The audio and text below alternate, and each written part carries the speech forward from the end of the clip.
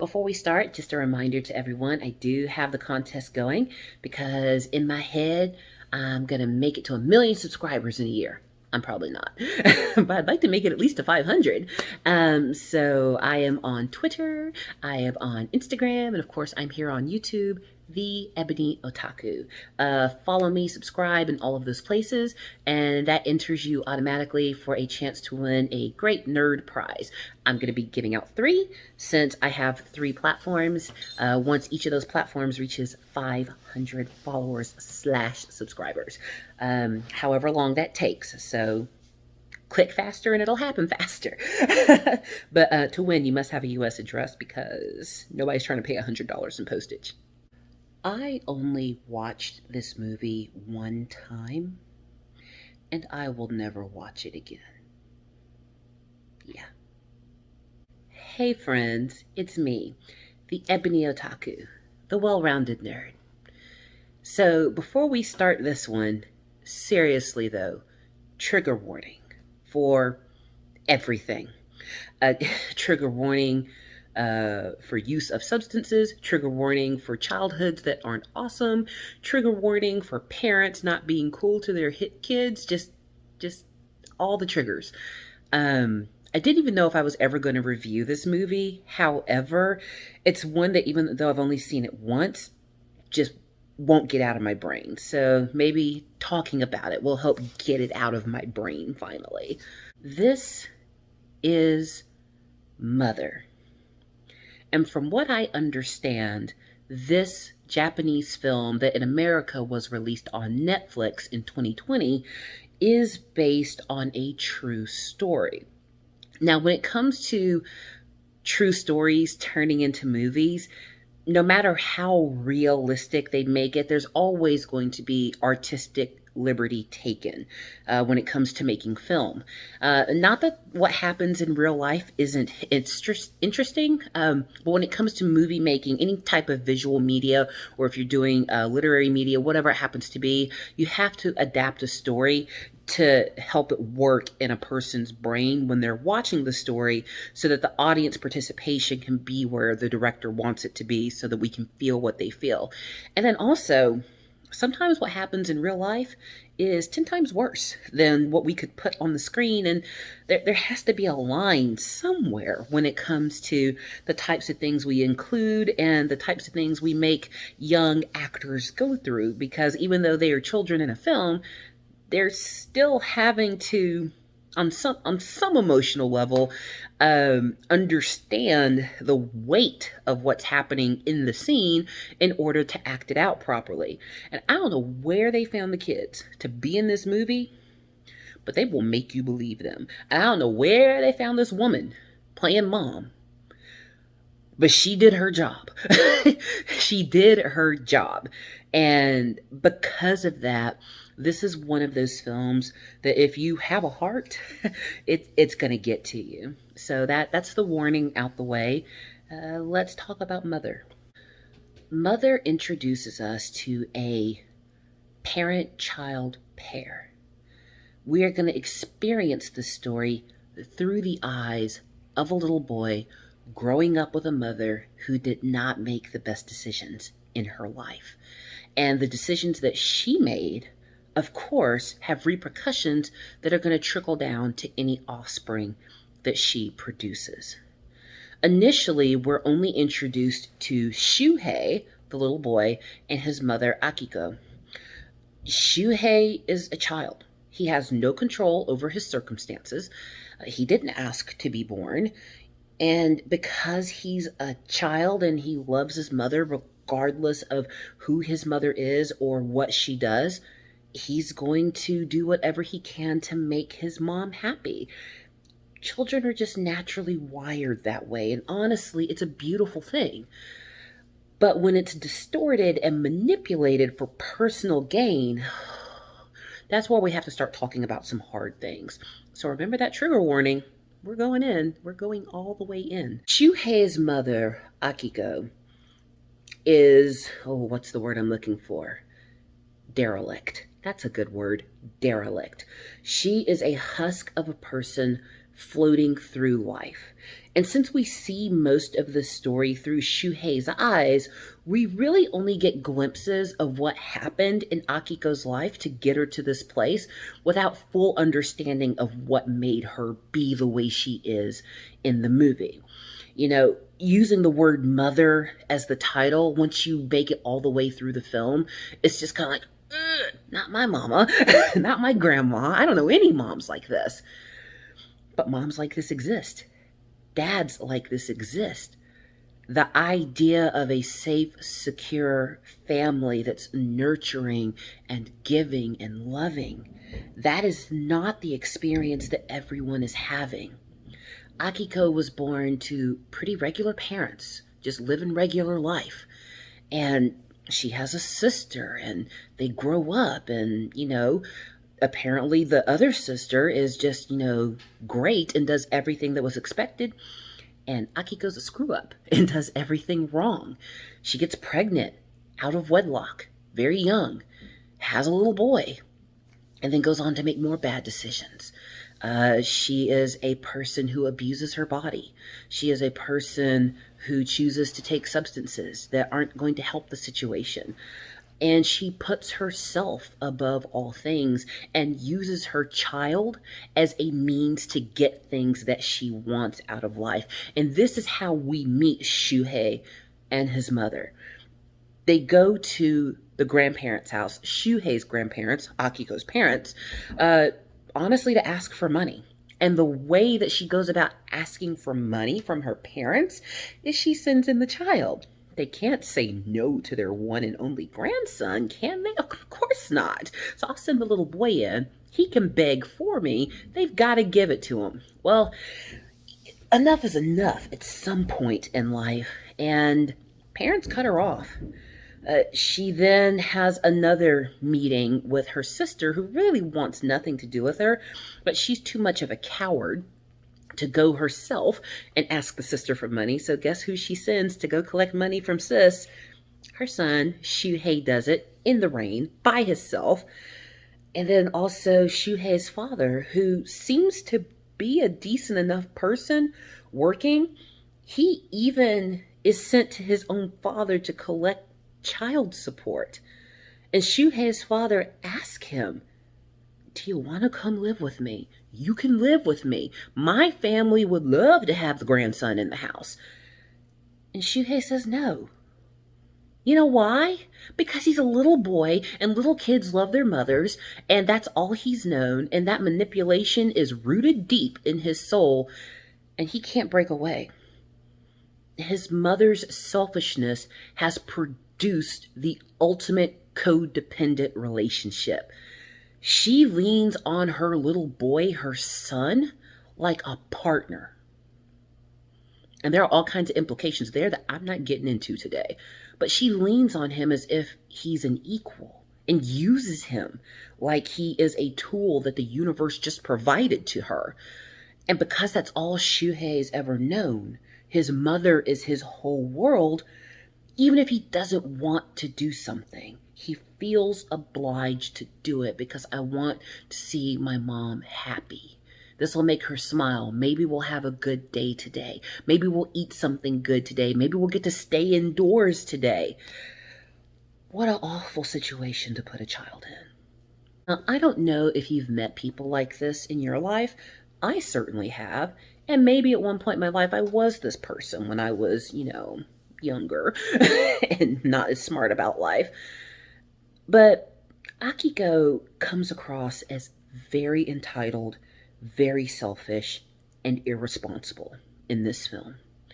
She comes across as a person that if there was something to cause her to be a victim in her life, she would drag it to its nth degree to milk it for all it's worth, to get all the sympathy, all the perks for having that victimhood. But she also seems like a person who creates her own chaos. She's a victim of the circumstances that she stirred up on her own. And she wants people to just instantly rescue her out of it. And she has no ability of forethought. She doesn't think past now. She's only thinking about what happens now. The future means nothing to her. Where am I going to get my next fix? Where am I going to find the next man I want to be with? Where am I going to get my next meal? Where can I get my next $100? Well, yen in this case. She's not thinking future focused. And here's why that matters. So I don't know how much the general population knows about substance abuse, but when people take on substances at an early age, it messes up your mind. It actually prevents your brain from maturing. An interesting fact about teenagers, and this is not a shade at teenagers, I were a teenager once. But have you ever noticed that teenagers just never have forethought? You tell them, consider the consequences of your actions, and you tell them what the consequences will be, and they still do the dumb thing. Because biologically, as we grow in that teen phase and even early 20s, the ability to have forethought does not exist in the brain yet. And if a person starts abusing substances during those very critical formative years, it will literally stunt their growth. And the age that they started down that path is kind of the age they're stuck in until they go through some kind of process to get off the substances, and do some healing from not just a physical perspective, but a psychiatric perspective as well. That's why addiction is called a disease. Until I knew people who had addiction, I never thought it was a disease. And the reason it's called a disease is it alters your chemistry. It makes you a different person. And some people are more prone to it than others. Some people can pick something up, put it down, never touch it again. But others who may not know they have those tendencies can pick it up and it's up forever. They can't put it down. It's really sad. Well, in the process of all of her doings, that's how she comes up pregnant and has a child. She's not thinking forward. And apparently the man she got pregnant by, just gathering it from bits and pieces in the story, had Akiko not been extra, it's the best way I can say that. Had she not been doing the most, there's a potential there that they could have been together. Potentially. Am I victim blaming? No. What I am saying is that this woman made choices, but she couldn't think past the moment of what the consequences of her choices would be. She thinks like a kid with no life experience because she's stuck at the stage of being a kid with no life experience. Now, how that's handled in families is very different.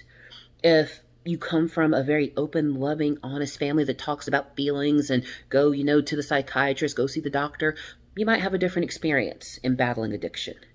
But if you're from a family that's very reserved with their feelings, a little cold, and we're just not going to talk about what cousin so-and-so did, maybe you'll have a different experience. Who's to say? Or maybe you find out your parents that you thought were super cold and mean have the most love for you in the world when they see their child suffering. Or the parents you thought were the most loving ever turn their back when they see how the life is being lived.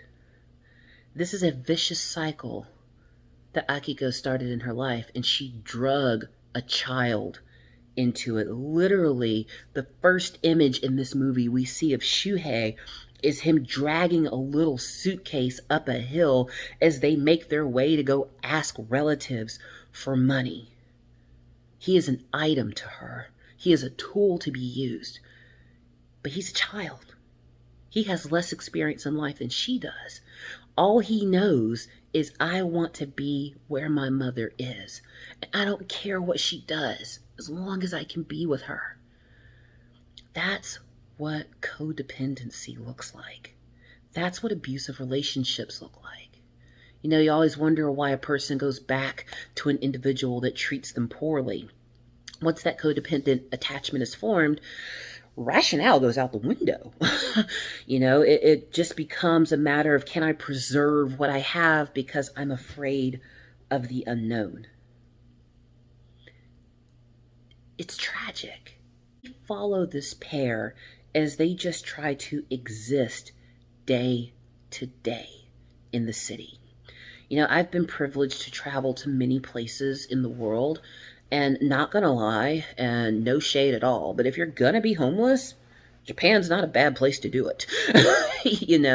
Out of countries that are most respectful to the poorest among us, they're probably towards the top of the list. And I say that because even in a world, a country, a society that can be more generous towards the impoverished than some westernized countries, she still screws it up. So I guess spoiler warning, now that I've got the relationship stuff out the way, let's talk a little bit deeper about what happens to them during this movie. Slice of life movies are sometimes the hardest to watch because when you have the right actors, the right atmosphere, the right script, the right framing, a person can literally put themselves into the action. And this is that kind of movie. They did a really good job casting. Their rehearsals must have been intense. They got this, unfortunately, spot on. Oh, they got it so right. And it makes it so visceral. We observe this mother with a small child being more concerned about where her next fix or pocket of money is going to come from. As to be expected, a person living this type of lifestyle might have some unhealthy attachments in the romantic area. And when Akiko is rejected by her family when she has a need, and it's not that they're rejecting her needs, it's just she's probably had a lot of needs and they're tired of giving her money because they got bills to pay too. If I had to get my life together and keep a roof over my head, why don't you? Why don't you have to work? Anyway, off my soapbox. But they're tired of giving her that hand up and hand out. So what do? You hook up with an old flame. Even if that old flame pimps you out. Even if that old flame abuses you. Even if that old flame abuses your child. That's what she does. And he is the worst of the worst. The first guy we see her connect with is some off again, on again, just troglodyte. And they yell and scream and fuss and fight. He makes his living via nefarious means. We know how she's getting money. Neither one of them are doing right. And they eventually get, a little flat together. When I say a flat, I mean like the size of the average living room. Basically a place to lay down. And they will leave Shuhei alone there so they can go off and do whatever it is they're doing. There's actually a portion of this film where Shuhei is left alone for what seems to be several weeks, if not a few months. Mom hooks up with this dude. Dude comes over to the little flat. They're like, oh, we're having such a great time. Bender. They go off on their bender, whatever it is they're doing. And this little boy is just left to fend for himself. Let that sink in. That means he's not going to school. And if no truant officer came to look for him, that means he never went to school. Take it a step further. If no one knows that this child isn't going to school, is he registered anywhere? No one knows this kid exists outside of his blood relatives, it seems like. He is literally forgotten. He is a victim of his mother's choices. But it's all he knows. He makes his, instant noodles. He does his best by himself for who knows how much time. Until they eventually remember, oh yeah, there's a kid back at that apartment. I guess we should go get him. And of course you want to jump through the screen and say, Shuhei, don't go with her. But who else is he going to go with? And this is going to sound terrible, but part of the reason some people will not take in a relative's child is because it means that crazy relative has access to them. If I take your 8-year-old that you're not taking care of and I get full custody, even if the courts say the child is mine now, relative will still drive by trying to do the thing. There's drama that comes with that. There's pain that comes with that. Some people can handle it and some can't. No judgment here. I'm not in that situation, so I can't make a judgment on what's right.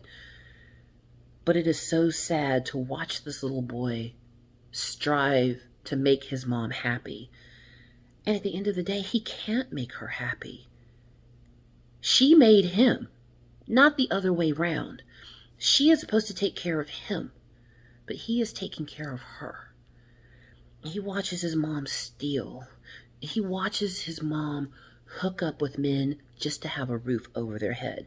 There's actually a hotel that they end up staying in for a while because she's bumping uglies with the guy running the front desk. But when she runs out of prostitution money and drug money to stay there, he says, hey, I need the room back. You got to go. And she's like, I've got a child. Where am I supposed to go? And he lets them sleep in a tent on the roof of the building. Mother and child. But wait, there's more. She's already got one child that she can't do anything with and is not interested in doing anything with, and has the nerve to pop out another one. A little girl. Now, this person who can't make good decisions, who needs immense amounts of help, has 2 children to take care of.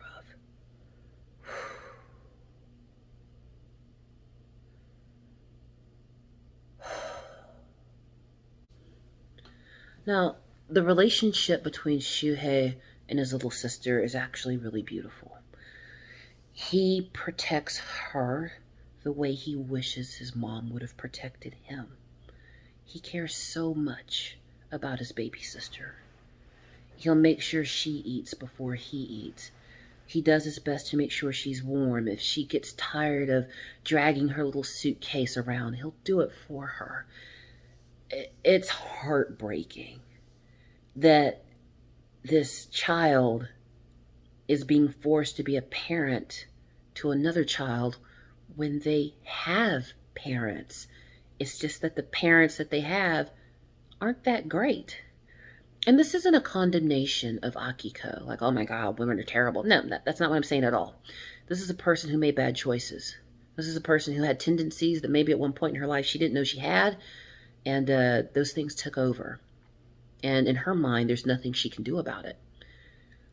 And the men that laid down with her and produced children, it's not like they came out of the woodwork, and just demanded to get their kids back. That didn't happen either. Even though Shuhei's dad asked him if he wants to live with him, it's not like he went to the courts or something and got custody.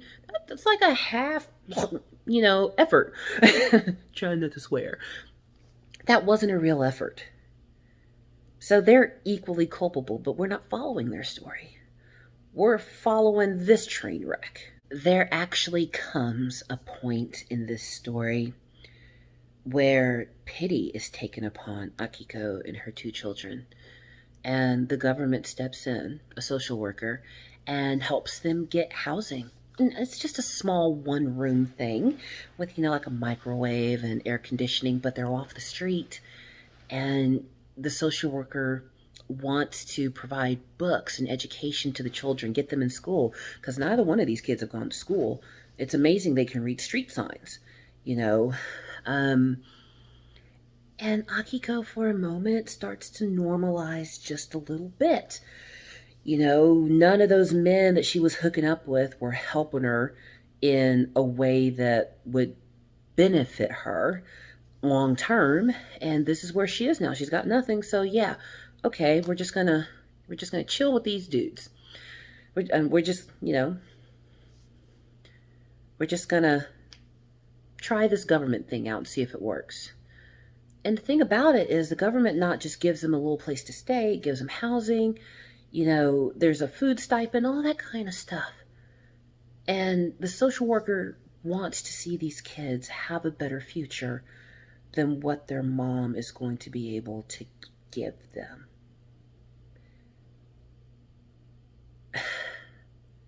And for a moment, it looks like Akiko is going to turn it around for her kids.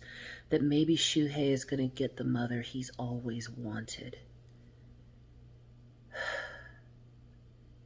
No. Because one of them awful men comes back around and hoses in on the goings on. Actually moves into their little government box.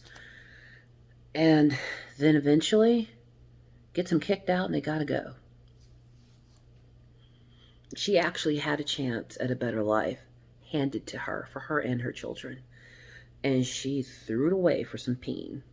To be fair, she's not the first or the last person to make a dumb, life-altering decision because the getting was good enough. She won't be the last. Not at all. But of course, he runs off again. Now she's back on the street with 2 children. And then she ends up meeting a pretty decent guy who has a family-run shop. And, you know, initially they were trying to steal from him. He catches them. He's like, well, if you'll be honest, I'll give you a job. He actually falls in love with Akiko and is like, I'll marry you and take care of your kids. And we'll just be a nice, happy family. You can be a good girl. And then when he offers her a good life, they're going to fuck up. They're going to mess up the thing with foolishness. Because now the children have gotten older. You know, Akiko is, you know, not an adult, but he's an older teenager. He's got this little sister, and she can use him to do other things now. So she persuades, did I just call him Akiko? Shuhei. Akiko persuades Shuhei to break into this decent man's office and steal some cash so that they can go. And he's like, but Mom, he's offered a life to us. He's offered marriage and home, and what's wrong with you? She doesn't want a good life. She's not interested. She doesn't want stability because stability is unfamiliar. She's used to chaos. She's accustomed to being rejected. What she knows is despair. And I think that's a hard thing when people are trying to help others get out of bad situations. Well, don't you want something better? No, they may not. They genuinely may not want anything better. What is going on behind me? I'm going to do this because they're going to move. Yeah, move. Yeah, they're having a whole fight back there. That doesn't look good. She doesn't want a better life. She doesn't know what good feels like. You know, familiarity, even if it's terrible, is comforting. So she's okay with living awful. And she's okay with her kids living rough too. Well, this is turning into a long review, so let's cut to the end. Now, remember I said that this movie is based on a true story. This is an event that actually happened. So we open the story with Akiko sending Shuhei into the grandparents to ask for money. Well, some years go by and they haven't seen them. Well, they haven't seen the little granddaughter yet. So, in desperate need of funds again and a place to stay and all of that, she finally decides, you know what, let's go visit Mom and Dad. Let's go visit your grandparents. This next part is just so terrible. Not just go visit your grandparents, but your grandparents have money and stuff in the house. And I'm sure there's an inheritance. A mother to her son. If you love me. If anybody starts out a sentence with, if you love me, run. That's just manipulation at its height. Anywho, if you love me, you'll do this thing for me. And you know what the thing is she wants him to do? Kill the grandparents. Yeah. Her minor son, who has done everything she has asked. Even been uprooted from lives that could have been well lived. Ruined every chance he had at normalcy. Commit a murder for me. Would you do that for me, sweetie? Would you murder some people for me? Would you do that for Mama? And I know it's easy to be on the outside of a story like this and go, why would anyone do that? Most of us have never lived in a situation where we have been psychologically trapped by a person. She's his whole world. Shuhei knows nothing else. He wasn't taught right from wrong. I mean, when you grow up with, dads that don't want you and mothers who are, what is your perspective of right and wrong? She is the closest relationship in his life. He doesn't know he's seen them, but he doesn't know his grandparents. He doesn't know his aunt. He doesn't know his father. They're just relatives. That's a really hard thing for most of us to wrap our brains around if we have not been in that type of situation. Most of us haven't gone through literal brainwashing, manipulation, isolation. He's isolated from the rest of the world. He has no peers to compare his life to. He didn't go to school. He doesn't know the other kids at school have moms picking them up from school and moms and dads that work and they walk home and there's dinner and they're on sports teams and they go to movies and malls. He doesn't know any of that. So what's he got to compare it to? All he knows is, I need to make my mom happy. And if doing this thing will make mom happy, then I'll do it.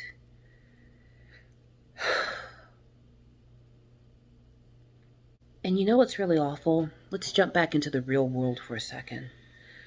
This young man who committed this murder at his mother's request, the authorities knew that he didn't just dream this up. They knew it. But he confessed to planning the whole thing on his own. His mother never said a word.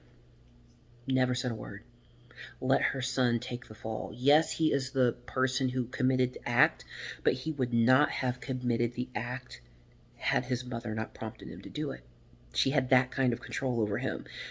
And props to the Japanese authorities in this case, they knew that. But when you've got the assailant confessing to being the mastermind, and the true mastermind is tight-lipped and there's no physical evidence to tie her to the crime, Shuhei goes to prison and she walked free with the baby. Yeah.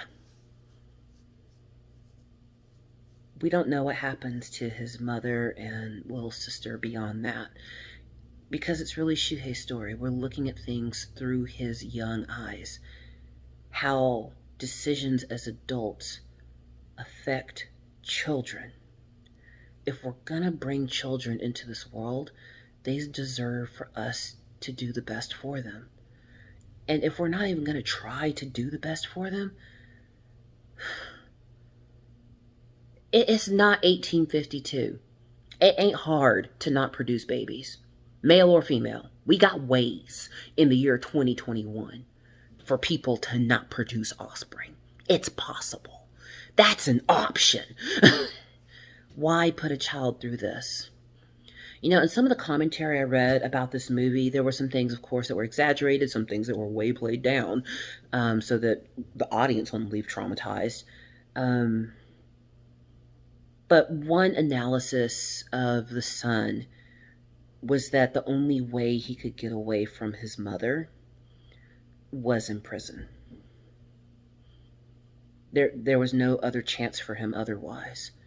When prison is a better option than being with your parents, you done up the thing.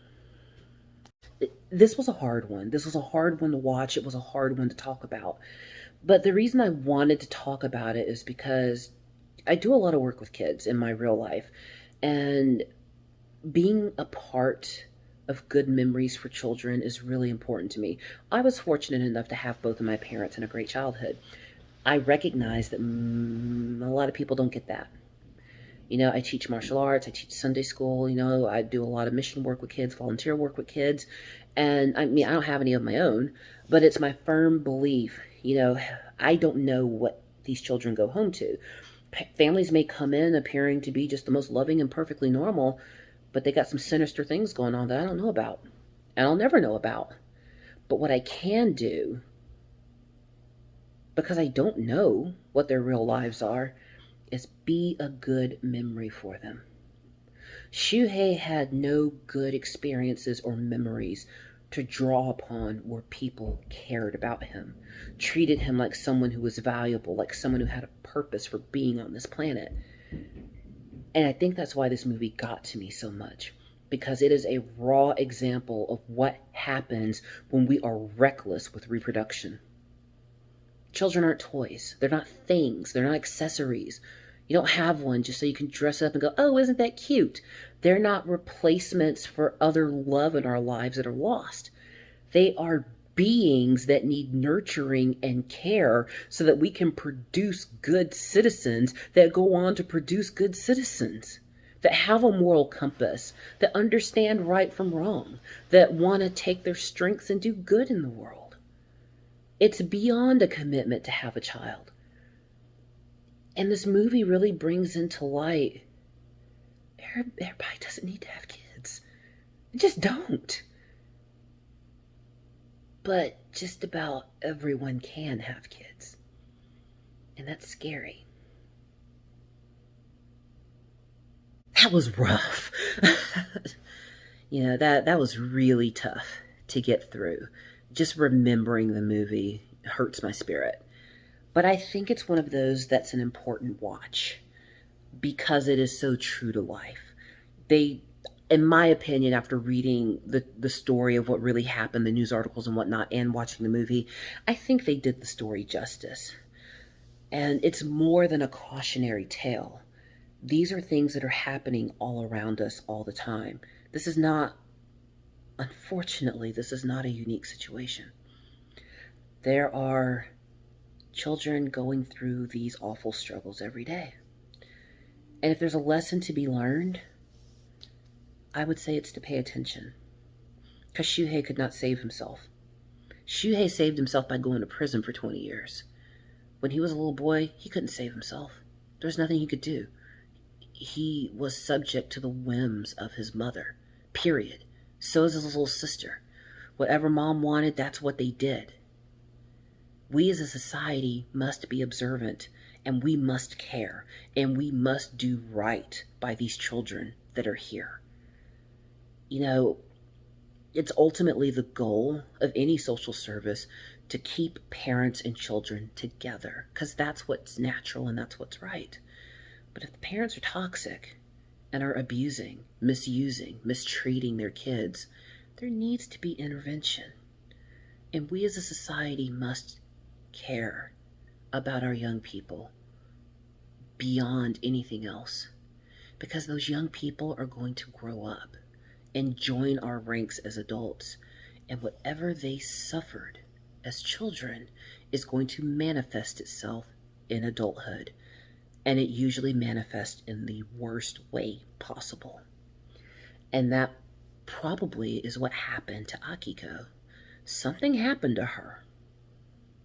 We don't know what it is within the context of this movie, but she didn't just start being one for no reason. Something happened. And now it started that trickle-down effect, those stairs going up, going down, but always the same way. That's my Amy Tan Joy Luck Club reference for the day. That's never ending. Never ending. And if we want to, we can be part of the solution that ends these cycles. Now, this is not a kid's movie. Parents, don't let the little ones watch this. And if you are woe sensitive, don't you watch it either. I watched it. When did I watch this? I want to say it was in the middle of winter is when I watched this one. And it got me. It got me. And it's probably going to get you too. Just be ready for it. I'm warning you. Not for children. Not safe for work. If you need a good cry on a Saturday night, but this is the one. Trigger warning. So let's talk about it down in the comments. Please like, comment, and subscribe. And if you have any other suggestions for movies I should review that are coming to us out of Asia or in the nerd realm, let me know down below.